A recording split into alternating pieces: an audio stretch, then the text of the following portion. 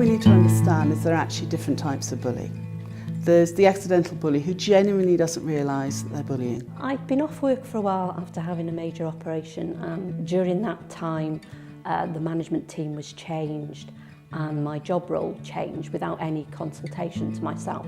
There's also the bully who has mental health or drug abuse issues where they need medical help. I've been into a lot of businesses of all sizes, and actually bullying is where people basically aren't treated the way that they should be treated. There's the opportunistic bully, which rears its head quite often within a workplace, where they're under intense pressure and they're bullying for a very specific reason.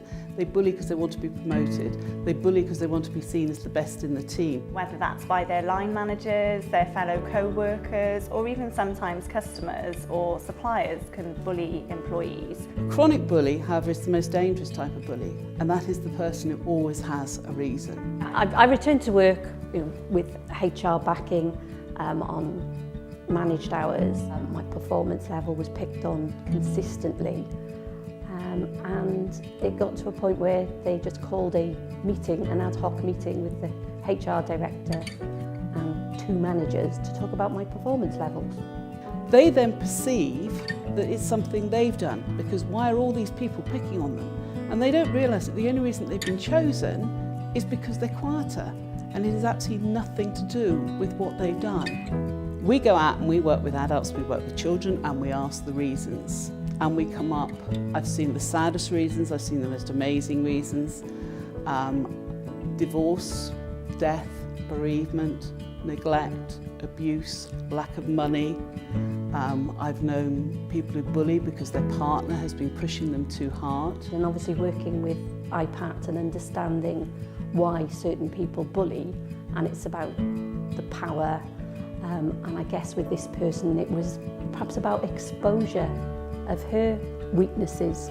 Unfortunately, the effects of bullying on a business are very detrimental, and the problem at the moment is that lots of businesses don't really identify it. So there's 2 key facets of the impact of bullying. The first one is on the culture of the business.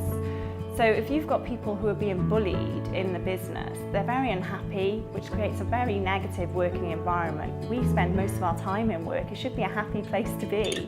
And unfortunately, if people are being bullied, it's not happy. Then that leads to the more financial side of it, which for your business is really bad. Well, they lost 35 years of experience. Obviously I was a major player within the client relationship role, so that went. So people had to start building up the relationship from a blank piece of paper. What I'd like you to do initially is to actually look at the survey on page 2, the survey of attitudes, and on the left actually just write down whether you strongly agree or disagree. Just put a cross on that line somewhere to see whether you agree or disagree with any of those statements. If you're a target of bullying, you will believe it's you. You have a choice. You can't choose whether to be a target, but you can choose whether or not to be a victim. This is not a politically correct statement or anything. It is true. You cannot choose whether you're going to be the person that's going to be picked on, because you don't make that choice. The person doing the bullying does. There were 2 plans of action. Plan A was to continue work and go through a poor performance programme, or exit. So I took the exit plan. So I just left the building after that interview. And interesting enough, that manager was made redundant several months later.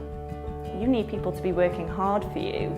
If they don't want to go into work because they're scared of someone that they either work for or work with, they're not going to be putting in the hours or the energy or the enthusiasm that you need as a business.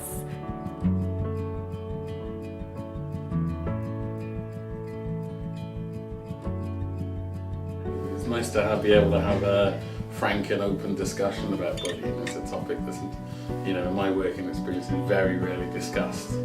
So it was nice just to have that opportunity, to sort of explore it as a topic and talk about it.